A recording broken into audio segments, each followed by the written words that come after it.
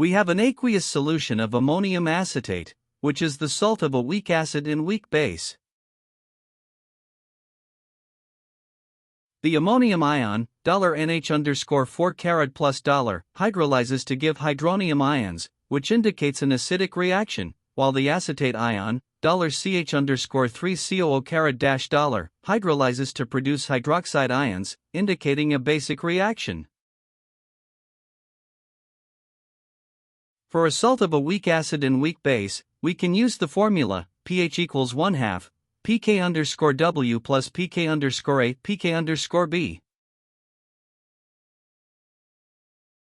At 25 degrees Celsius, we know that pK_W is 14.00.